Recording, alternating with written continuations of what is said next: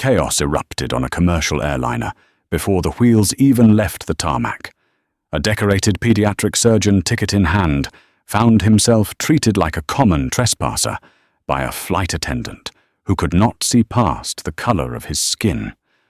What began as a baseless dispute over a first-class seat rapidly escalated into a massive aviation scandal, culminating with a furious captain making an unprecedented career-defining call over the intercom.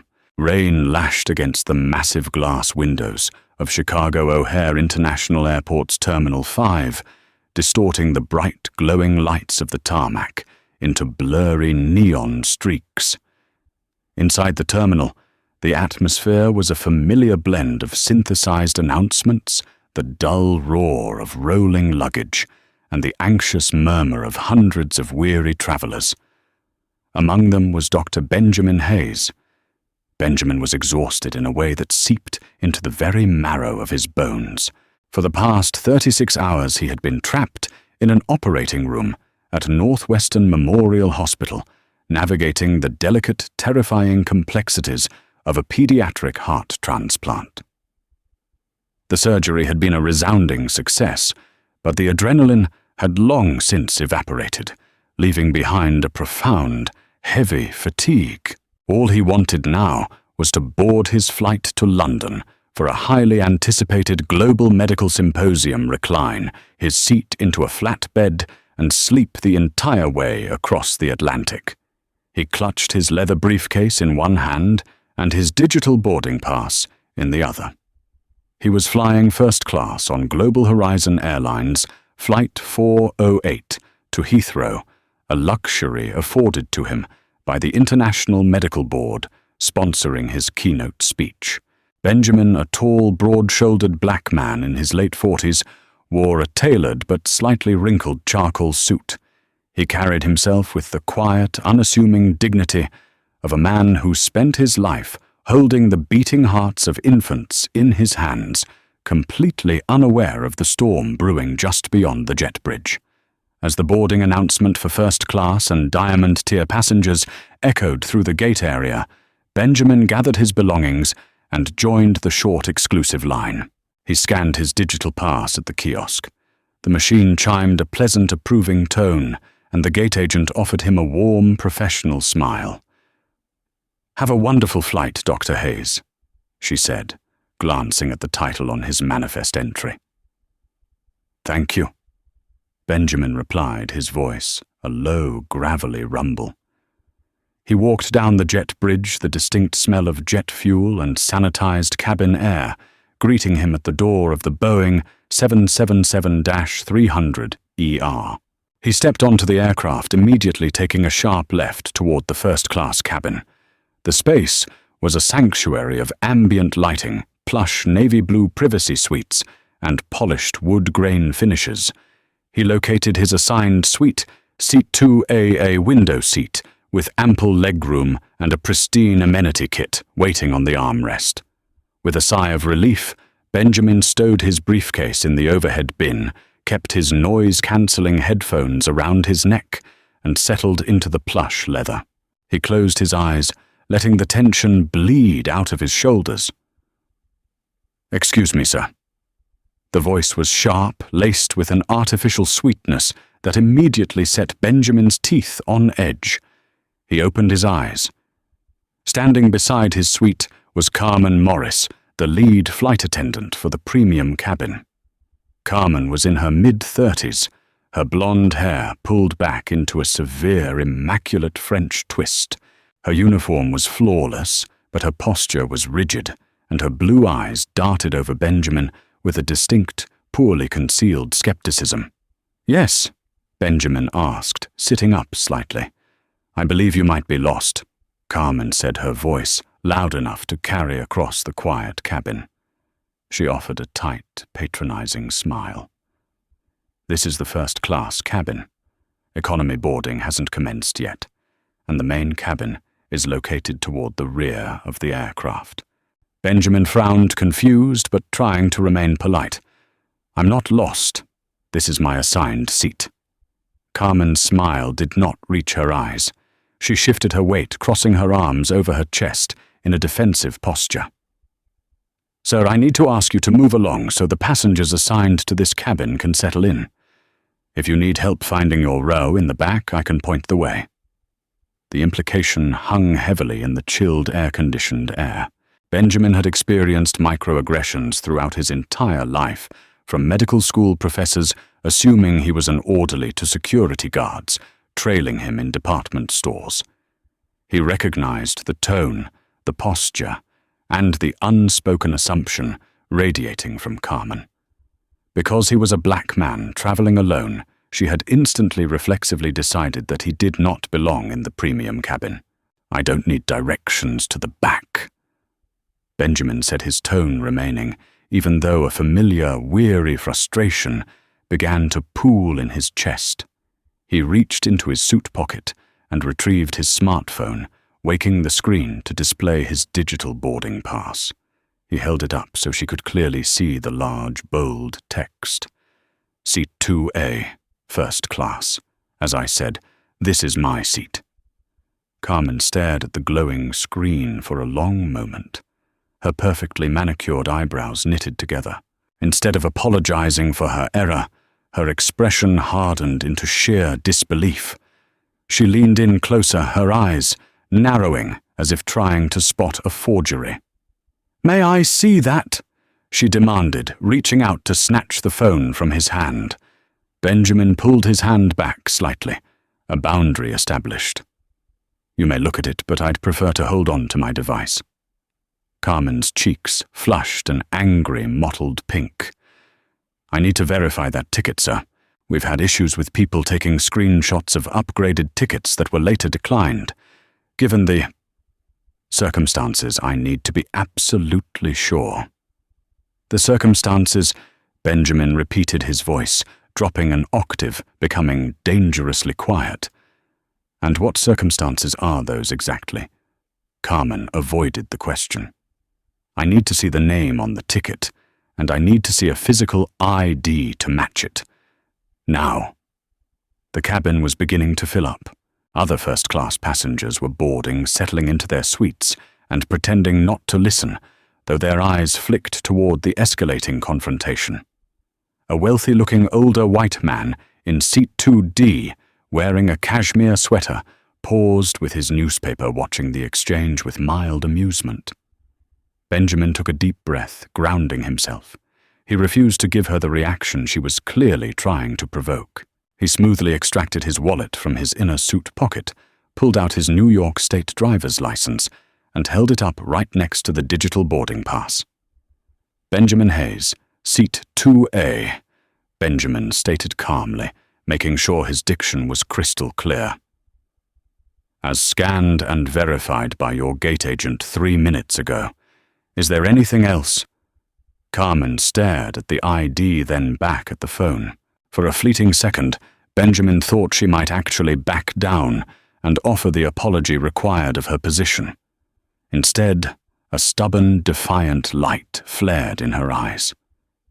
She was wrong, but her pride and her deeply ingrained bias refused to let her admit it to a man she had already judged as beneath her. "This must be a system glitch," Carmen announced, loudly turning her back to him. "Stay here. Do not make yourself comfortable. I'm going to check the physical manifest at the front." 10 minutes passed. The rest of the first-class cabin had finished boarding the passengers, sipping pre-flight champagne and settling into their private pods. Benjamin sat in silence, his headphones still resting uselessly around his neck. He had not accepted the customary pre-flight beverage, knowing that the confrontation was far from over. His pulse drummed a steady, irritated rhythm against his temples. Presently, the curtain separating the galley from the cabin snapped open. Carmen marched down the aisle, her heels clicking aggressively against the carpet. Trailing behind her was a red-faced, harried-looking gate agent named Susan, clutching an iPad. "Here he is," Carmen said, pointing a rigid finger at Benjamin, as if identifying a suspect in a lineup. Susan looked incredibly uncomfortable. She glanced at Benjamin, then down at her tablet, swiping nervously. Sir," "Let me make this clear," Carmen interrupted, stepping in front of Susan and addressing Benjamin directly. "There has been an error in the system. Seat 2A is officially assigned to a Platinum VIP member who is currently boarding. Your ticket was flagged as an invalid upgrade. You need to gather your belongings and move to economy immediately." Benjamin felt a cold, hard knot form in his stomach. He knew with absolute certainty that this was a lie. The ticket had not been an upgrade. It had been purchased outright at full price, months in advance by the symposium organizers. "There is no system error," Benjamin said, his voice echoing in the suddenly quiet cabin. Several passengers had stopped what they were doing, openly turning their heads to watch. "My organization paid over $6,000 for this specific seat. It was confirmed, checked, and scanned. Sir, you are holding up the boarding process," Carmen said, her voice rising in volume, deliberately attempting to paint him as the aggressor. "If you refuse to cooperate with crew instructions, you are in violation of federal aviation regulations. I am asking you one last time to move to the back of the aircraft." "I am not moving," Benjamin replied, leaning back in his seat, his hands resting calmly on the armrests. "If there is an issue with the system, bring the purser or the captain here to explain how a fully paid first-class ticket was suddenly invalidated after I boarded." Carmen's eyes flashed with venom. She turned to Susan. "Do you see this? He's refusing to comply. He's becoming combative." "I'm sitting perfectly still," Benjamin corrected, looking directly at Susan. "Miss, you have the manifest right there." "What does it say?" Susan swallowed hard, looking at the tablet. "Well, it says Benjamin Hayes was checked into 2A, but the system just updated 3 minutes ago. It now shows the seat is assigned to a Mr. Arthur Pendleton, and Dr. Hayes has been reassigned to seat 34E. Benjamin's jaw tightened. Reassigned who authorized a reassignment after the boarding pass was scanned. Carmen stepped forward, invading his personal space, hovering over him to use her physical presence as intimidation. The airline authorized it, and as the lead flight attendant, I am enforcing it. Mr. Pendleton is a high-level executive who flies with us weekly. We prioritize our loyal customers over system glitches. Now get up." "No," Benjamin said simply. The man in 2D, who Benjamin now realized must be the very Arthur Pendleton they were talking about, waiting to claim the better window seat, cleared his throat. "Look, buddy," the man said, leaning over the partition. "Just do what the lady says. You're holding up the whole plane. Some of us have important places to be." "I also have important places to be," Benjamin replied smoothly, not breaking eye contact with Carmen. "And I am in the seat I paid for. I suggest you find another solution." "Fine." Carmen hissed a triumphant smirk, ghosting across her lips. This was exactly what she wanted. She wanted him to refuse, so she could use the ultimate weapon available to her. She reached for the interphone on the cabin wall. "I'm calling airport police. You're going to be forcibly removed for trespassing and failing to comply with flight crew instructions." A low murmur rippled through the first-class cabin. A woman in 1A shook her head in disgust, muttering, "Unbelievable," though whether she was directing it at Benjamin or Carmen was unclear. Within 5 minutes, heavy footsteps echoed down the jet bridge. 2 uniformed Chicago Department of Aviation police officers boarded the aircraft, their radios crackling. They looked tense, their hands resting cautiously near their duty belts. Carmen met them at the front of the cabin, immediately putting on a distressed, fearful expression. "Officers, thank God," Carmen said breathlessly, placing a hand over her chest. "The man in 2A is refusing to leave the first-class cabin. His ticket is invalid, and he became incredibly hostile and aggressive when I politely asked him to move. I feel unsafe with him on this aircraft. The officers marched down the aisle, coming to a halt at Benjamin's suite. Benjamin looked up at them, keeping his hands perfectly still and visible on the armrests. He knew the statistics. He knew how quickly situations like this could turn fatal for a black man in America, regardless of his degrees, his income, or his absolute innocence. "Sir," the older officer said, his tone gruff and authoritative, "the flight crew has asked you to leave the aircraft. You need to grab your bags and come with us right now." "Officer, I am completely willing to cooperate with an investigation," Benjamin said, pitching his voice to be calm, steady, and utterly professional. "However, I have a valid paid ticket for this seat. The flight attendant manually changed the manifest after I boarded because she decided I didn't belong here. I am Dr. Benjamin Hayes, head of pediatric cardiothoracic surgery at Northwestern. I just finished a 36-hour shift saving a child's life, and I am merely trying to fly to a medical conference." The officers paused, exchanging a look. The mention of his profession and his calm, articulate demeanor directly contradicted the hostile and aggressive picture Carmen had just painted. "I don't care who he claims to be," Carmen snapped from behind the officers, her facade slipping, as she realized the police were hesitating. "He is violating protocol. Remove him now, or I am declaring this flight grounded due to a security threat." The younger officer sighed, looking apologetically at Benjamin. "Doc, I hear you, but the airline has the right to refuse service to anyone. If the flight crew wants you off, you have to get off. We can sort out the ticket dispute at the gate, but if you don't stand up now, we're going to have to physically remove you, and you'll be charged with trespassing." The sheer crushing weight of the humiliation pressed down on Benjamin's chest. He looked around the cabin. Dozens of eyes were on him. Phones were out recording him. He was a man who commanded operating rooms, who pioneered surgical techniques, who was respected globally. Yet here, in this metal tube, he was reduced to a criminal simply because a prejudiced flight attendant willed it to be so. Slowly, deliberately, Benjamin unbuckled his seatbelt. He stood up, smoothing his suit jacket.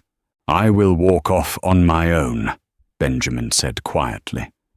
"Do not touch me." As he reached up to open the overhead bin, a voice like thunder rolled out from the front galley.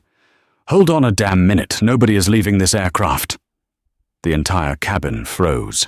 Marching down the aisle from the flight deck was Captain David Reynolds.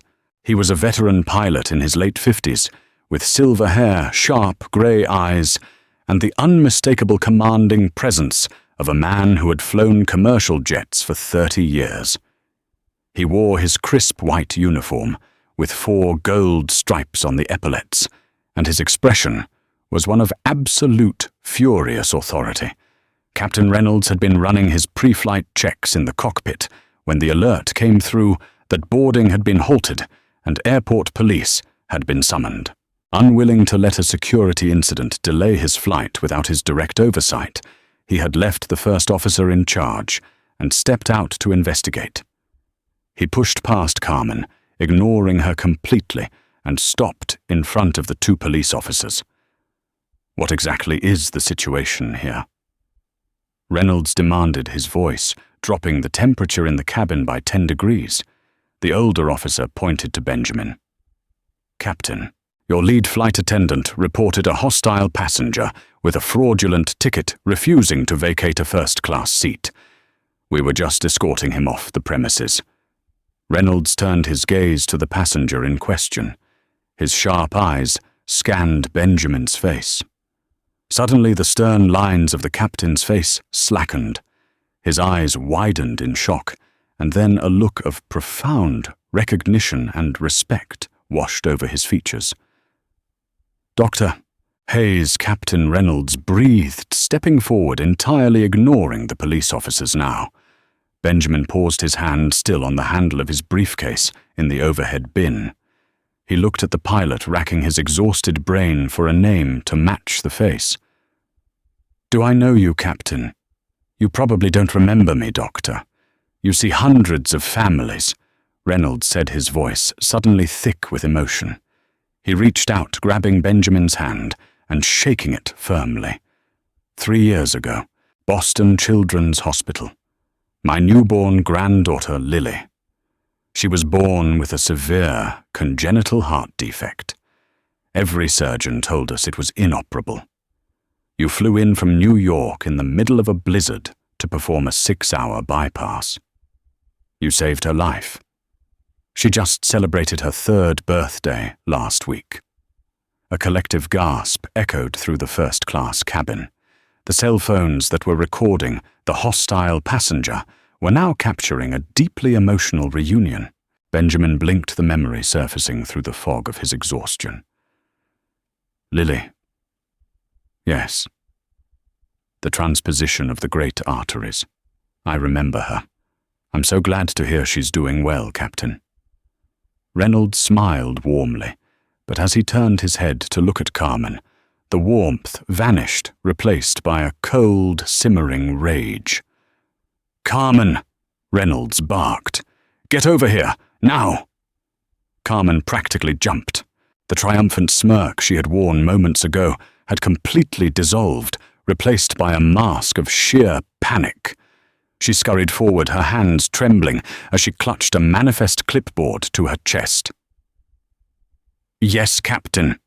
The police just told me you reported Dr. Hayes as hostile and holding a fraudulent ticket," Reynolds said, his voice dangerously low.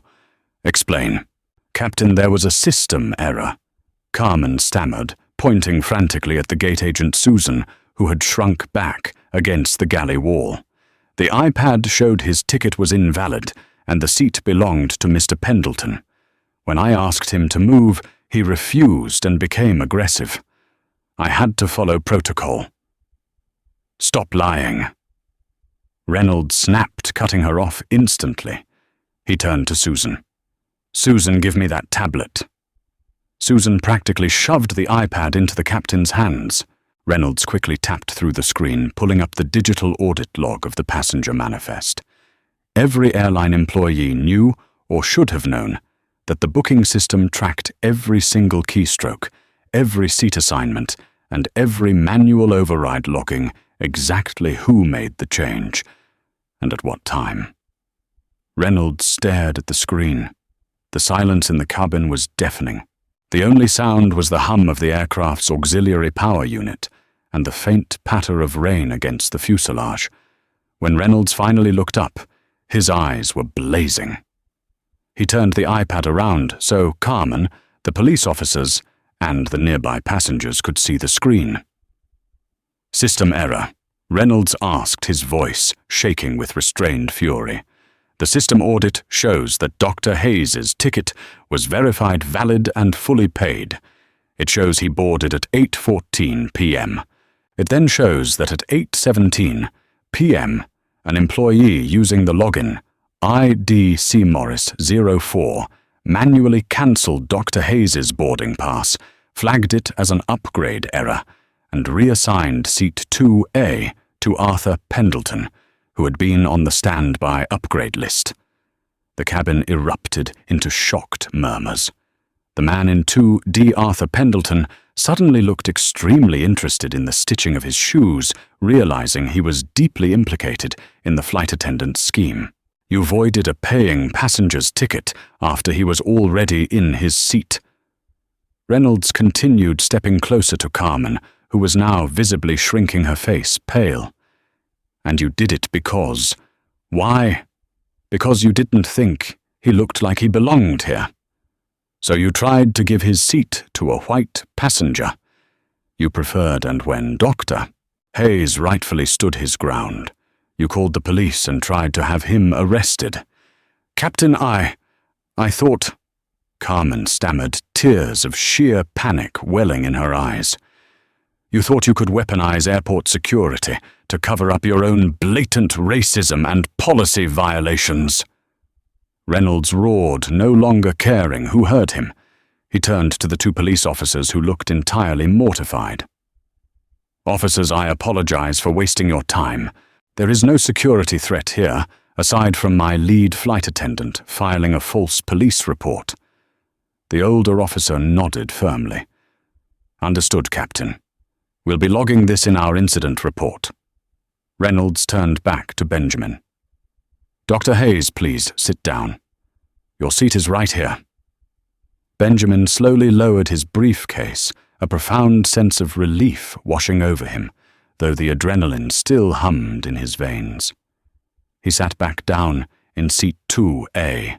Carmen let out a shaky breath, assuming the worst was over. Captain, I'll go back to the galley and prepare for cross-check. You're not preparing for anything, Reynolds said, his voice slicing through the air like a blade. Carmen froze. Excuse me. Grab your bags. Carmen, Captain Reynolds ordered, pointing a stiff finger toward the jet bridge door. You're off my plane. Stunned silence gripped the premium cabin. Carmen's jaw dropped so fast it practically unhinged. She stared at Captain Reynolds as if he had just spoken to her in a dead language, her meticulously crafted professional facade crumbling into an expression of raw, unadulterated shock. Captain, you can't be serious. Carmen finally managed to whisper, her voice trembling. She desperately looked around the cabin seeking an ally, but found only cold stares and the glaring lenses of smartphone cameras. I am the lead flight attendant. You cannot just kick me off a scheduled international flight. The Union will have your badge for this. It was a misunderstanding. Reynolds didn't flinch. His posture remained rigid, his authority absolute. Federal aviation regulations grant the pilot in command final authority over the operation of this aircraft, including the removal of any crew member who poses a risk to flight safety or passenger security. You weaponized security against a compliant passenger to cover up a discriminatory reassignment. You created a hostile environment. You are a liability to my crew and my passengers. Get your bags. Panic, hot and frantic, flushed Carmen's neck. She turned toward the two police officers, her eyes wide and pleading. Officers, you can't let him do this. I'm just trying to do my job. Ma'am, the older officer said, his tone entirely devoid of the sympathy he had shown her 10 minutes prior. He crossed his arms over his Kevlar vest. The captain is the ultimate authority on this vessel. If he says you're off, you're off. Do you need us to escort you, or can you walk up the jet bridge on your own? Arthur Pendleton, the wealthy executive, in seat 2D, who had been the intended beneficiary of Carmen's scheme, suddenly decided to interject. He slammed his newspaper down on his tray table, his face red with indignation. Now see here, Captain, Arthur barked, using his best boardroom voice. This is completely out of line. The young woman made a simple administrative mistake. We are already 20 minutes delayed. If you kick her off, we have to wait for a standby crew member. I have a multi-million-dollar merger meeting in London tomorrow morning. I demand you let her do her job so we can take off. Reynolds slowly pivoted on his heel, fixing Arthur with a glare so intense it made the executive physically recoil. Mr. Pendleton, Reynolds said, his voice deadly quiet. My manifest indicates that you were on the standby upgrade list, holding an economy ticket for row 34. Yet here you sit in a suite that was paid for by the gentleman across the aisle. Would you care to explain how you colluded with my flight attendant to steal this seat? Or should I have the officers investigate you for fraud as well? Arthur's face drained of color. He opened his mouth, closed it, and shrank back into the plush leather of his stolen seat, suddenly realizing the profound legal peril he was sitting in. That's what I thought, Reynolds muttered. He turned back to Carmen, pointing a rigid finger toward the exit. Out. Now. Tears of pure humiliation spilled over Carmen's eyelashes, ruining her perfect makeup. Defeated, she turned on her heel, her shoulders shaking. She walked to the front galley, violently yanked her customized roller bag from the crew closet, and marched up the jet bridge. The two police officers followed closely behind her, effectively transforming her triumphant power trip into a public escorted walk of shame. Applause, tentative at first, but rapidly growing in volume, broke out across the first-class cabin. Several passengers offered Benjamin nods of solidarity. Benjamin simply let out a long, shuddering breath. He rubbed his temples, feeling the sheer exhaustion of the past 2 days crashing down upon him like a tidal wave. He appreciated the captain's intervention immensely, but the victory felt hollow. He had still been publicly humiliated, forced to prove his right to exist in a space he had earned simply because of the color of his skin. Reynolds stepped closer to Benjamin's suite, his expression softening entirely. "Dr. Hayes, I am so profoundly sorry for what you just experienced. That is not how Global Horizon Airlines operates, and it is certainly not how any flight under my command operates. Can I get you anything? Water or coffee?" "Just a quiet flight to London, Captain," Benjamin said wearily, managing a small, grateful smile. "Thank you. Truly. I know standing up to your own crew isn't easy." "It's the easiest decision I've made all week," Reynolds replied firmly. He looked around the cabin. "Folks, I apologize for the delay. We are going to need to hold at the gate while we source a replacement lead flight attendant from standby. I assure you we will get you to London as quickly and safely as possible." The captain turned and headed back toward the flight deck to radio operations, leaving Benjamin in peace.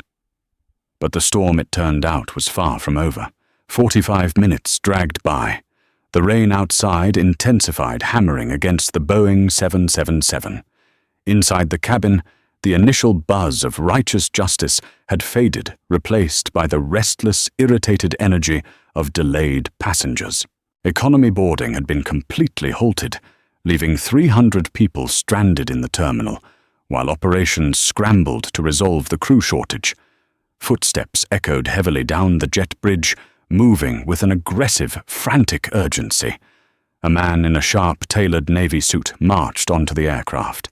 He held a walkie-talkie in one hand and a smartphone in the other, his face slick with anxious sweat. This was Richard Gallagher, the Chicago station manager for Global Horizon Airlines.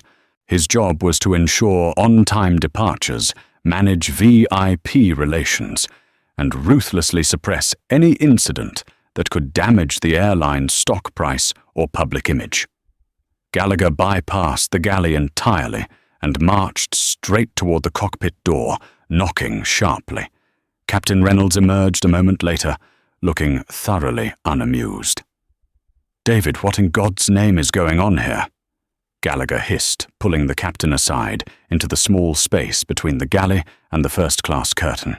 Though he tried to keep his voice down, the acoustics of the cabin allowed Benjamin and several other passengers to hear every word. "I handled a security and crew discipline issue, Richard," Reynolds replied calmly.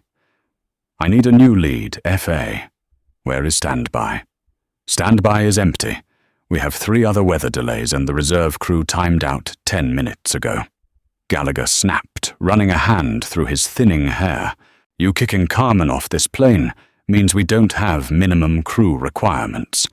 If we don't push back in 20 minutes, the entire flight crew times out, and I have to cancel a fully booked international wide-body flight." "Do you know how much money that costs?" "I know exactly how much it costs." Reynolds shot back. "And it's a hell of a lot less than the lawsuit this airline is going to face if we allow a racist flight attendant to illegally evict a world-renowned surgeon from his paid seat to appease a standby VIP." Gallagher groaned, rubbing his face.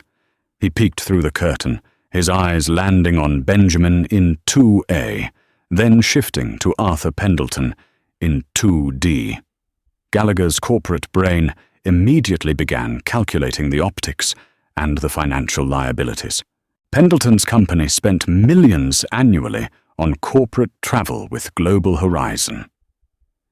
"Look, David," Gallagher whispered urgently, switching to a placating conspiratorial tone. "I get it. Carmen messed up. She'll be disciplined, put on suspension, whatever. But we need this plane in the air. I just got off the phone with corporate. They want you to let Carmen back on the aircraft." Reynolds stiffened. "Absolutely not." "Listen to me," Gallagher pleaded, his voice rising in desperation.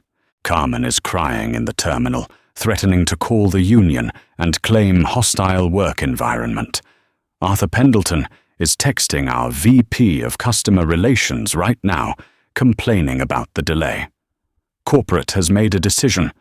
We reinstate Carmen to meet minimum crew requirements. To smooth things over, we offer Dr. Hayes a $10,000 travel voucher and put him on the morning flight, fully comped." Benjamin, sitting just feet away, closed his eyes. The sheer audacity of the corporate machine was staggering. To them, his dignity was just a line item on a ledger, something that could be bought out with a voucher to save them the inconvenience of dealing with their own toxic employee.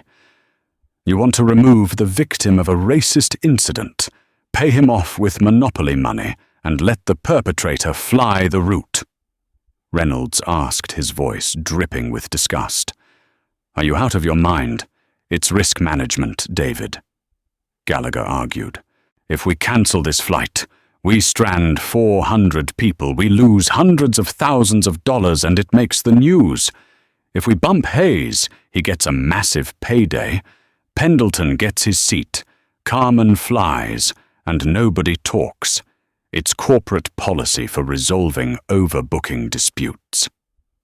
"This wasn't an overbooking dispute, Richard. It was a targeted eviction based on prejudice," Reynolds said, stepping closer to the station manager, forcing Gallagher to look up at him.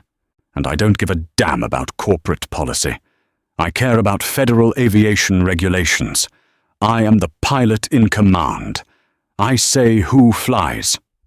Gallagher's face hardened, the desperate corporate lackey replaced by a ruthless enforcer.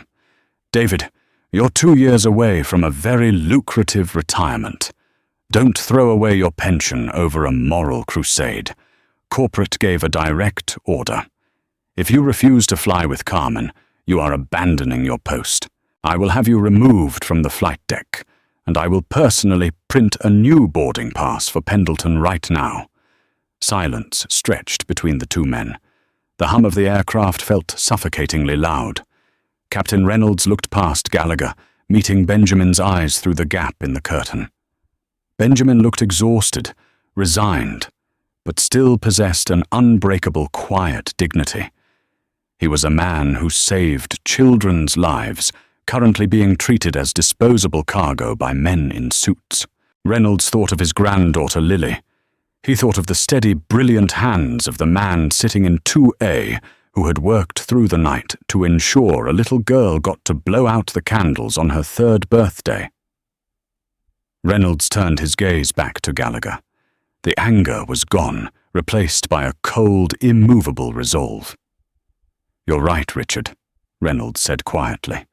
"Stranding 400 people will make the news."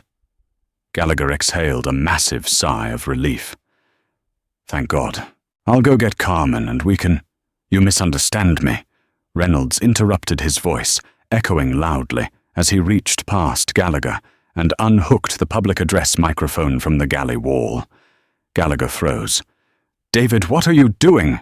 Reynolds pressed the button, and the chime echoed throughout the entire aircraft, as well as the gate area outside. "Ladies and gentlemen, this is your captain speaking." Reynolds's calm, authoritative voice boomed through the speakers. "I regret to inform you that Global Horizon Flight 408 to London Heathrow is officially cancelled." Pandemonium instantly erupted. Gasps and shouts of anger filled the first-class cabin. Outside in the terminal, the muffled roar of 300 furious passengers bleeding through the jet bridge walls was audible. Gallagher lunged for the microphone, his face purple with rage. "Are you insane? You can't do this!" Reynolds easily swatted the station manager's hand away, keeping his finger firmly on the PA button. "The cancellation is not due to weather or mechanical failure." Reynolds continued, his voice perfectly steady, ensuring every single word was crystal clear.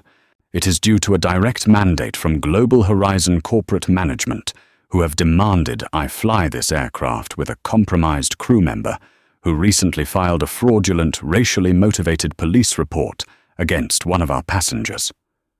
"Cut the mic!" Gallagher screamed, practically foaming at the mouth.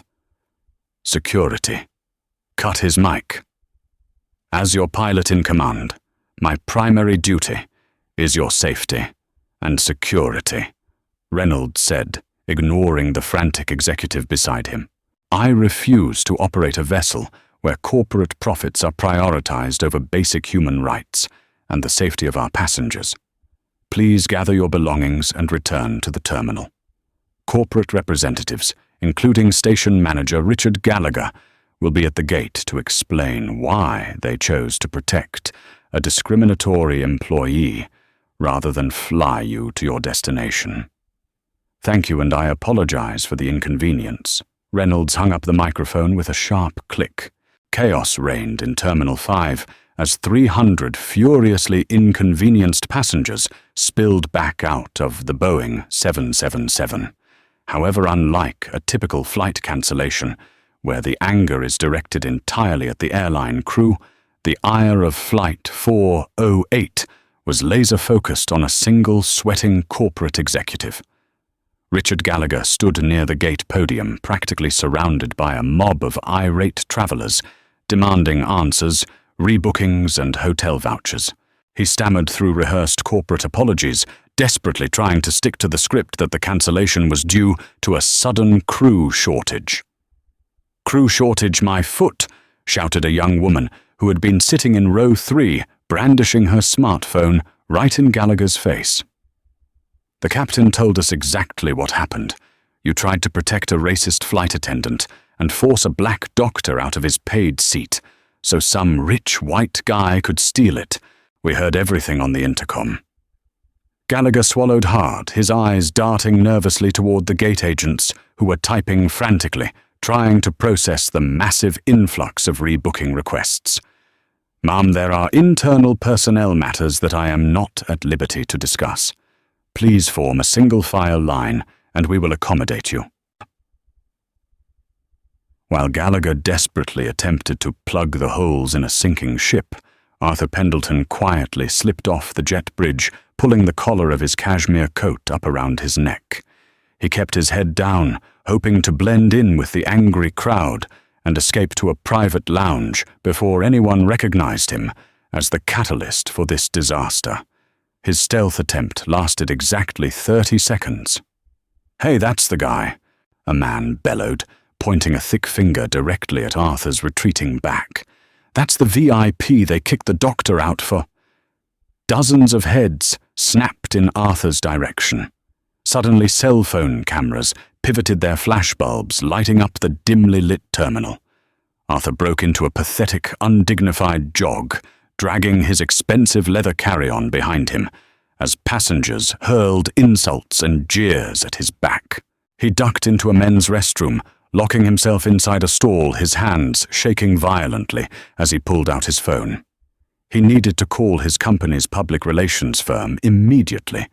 He knew with dreadful certainty that his face was about to be plastered across the internet. Meanwhile, Dr. Benjamin Hayes walked slowly up the jet bridge, one of the last to leave the aircraft. He felt entirely drained, the adrenaline crash leaving him hollowed out and physically aching. As he stepped into the terminal, he fully expected to be met with glares from the stranded passengers. After all, he was the center of the dispute that had cost them their trip. Instead, a spontaneous round of applause broke out near the gate seating area. Benjamin paused, blinking in surprise. A middle-aged woman stepped forward and handed him a sealed bottle of water. "Dr. Hayes, I'm so sorry you had to go through that," she said warmly. "My husband filmed the entire thing. The captain is a hero, and you handled yourself with so much class. We stand with you."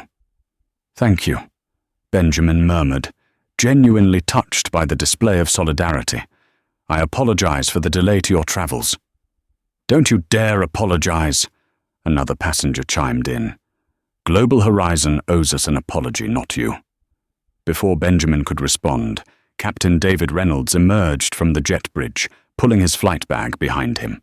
He had officially logged out of the system, grounding the plane and cementing his insubordination. He looked incredibly tired, but his posture remained ramrod straight. "Captain," Benjamin called out, stepping through the crowd to meet him. He extended his hand. "I don't know what to say. You put your entire career on the line for me tonight. You didn't have to do that." Reynolds accepted the handshake, his grip firm. "Dr. Hayes, I fly planes, but my primary job is keeping the people on them safe. That includes protecting them from my own employer's toxic policies. You saved my granddaughter's life. Putting my foot down against corporate greed was the absolute least I could do." "What happens to you now?" Benjamin asked, his brow furrowing with concern. "Gallagher threatened your pension." Reynolds offered a wry, bitter smile. "I'll likely be suspended, pending an internal investigation. They might try to force an early retirement. But honestly, Benjamin, if this is how my 30-year career ends, I can sleep with a clear conscience. Have a safe trip to London. Another airline will gladly take your money." With a final nod, Captain Reynolds walked away, heading toward the crew exit. Benjamin watched him go, a profound sense of respect swelling in his chest. By the time Benjamin hailed a cab to head back to a downtown hotel, having easily booked a first-class seat on a British Airways flight, leaving the next morning, the digital world was already on fire. The woman's husband in the terminal had not exaggerated. He had recorded a crisp, high-definition video of the entire confrontation in the premium cabin.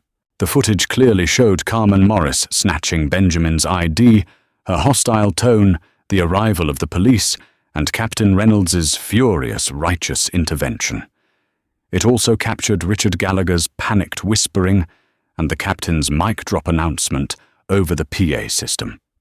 At 11:45 p.m., the video was uploaded to a major social media platform with the caption, "Global Horizon Airlines tries to illegally deport black pediatric surgeon from first class to give his seat to a white VIP. Hero captain cancels the flight instead." By 2 a.m., the video had crossed 2 million views. By 6 a.m., it was the #1 trending topic worldwide. Morning broke over Chicago with a heavy gray overcast, but the real storm was brewing inside the executive boardroom of Global Horizon Airlines headquarters. CEO Thomas Sterling sat at the head of a massive mahogany table, his face pale and tight with rage. His smartphone was vibrating incessantly on the polished wood.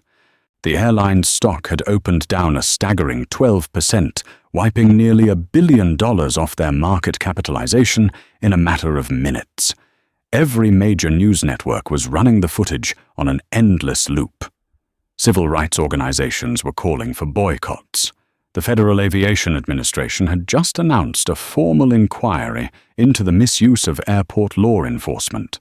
"How did this happen?" Sterling roared, slamming his fist onto the table, making the crystal water glasses jump. He glared at the Vice President of Communications. "How do we go from a standard overbooking delay to the biggest public relations disaster in our company's history overnight?" "Sir, it wasn't an overbooking delay," the VP replied, nervously pulling up a printed timeline. Station manager Gallagher attempted to spin it as a crew shortage, but the internet has already pulled the flight manifests. The public knows it was a targeted, racially motivated eviction by a flight attendant, and that corporate management explicitly ordered the captain to fly with her anyway. Sterling rubbed his temples, feeling a massive headache blooming behind his eyes. "Where is Gallagher?" "He's on administrative leave, sir." As of 10 minutes ago, the VP of Human Resources chimed in, and we are drafting termination papers for Carmen Morris.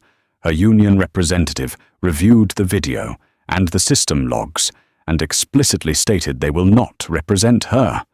She violated federal laws by filing a false police report against a passenger. What about the VIP? Sterling asked, desperate for someone else to share the blame. Arthur Pendleton. Did he instigate this? Pendleton is dealing with his own inferno. The communications director noted, checking a tablet. His employer just issued a press release. He's been placed on indefinite leave, pending an investigation into his conduct. The internet doxed him within an hour of the video going live. His career is practically over. Sterling leaned back in his leather chair, staring at the ceiling.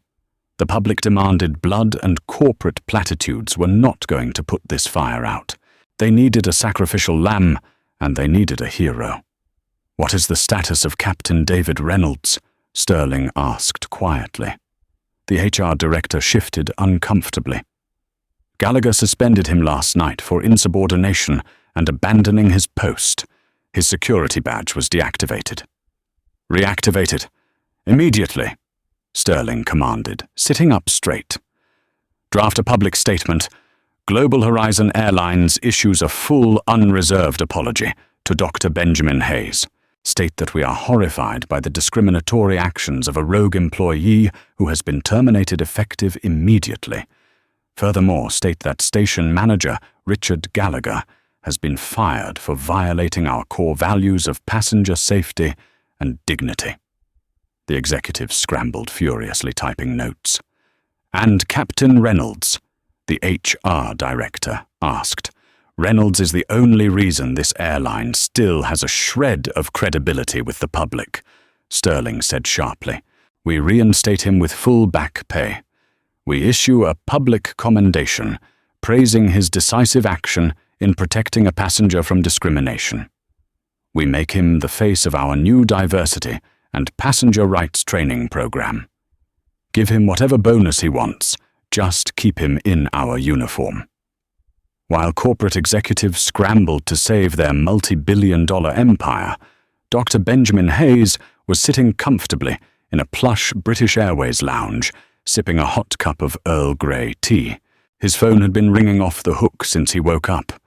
Colleagues, news anchors, and friends from around the globe were desperately trying to reach him.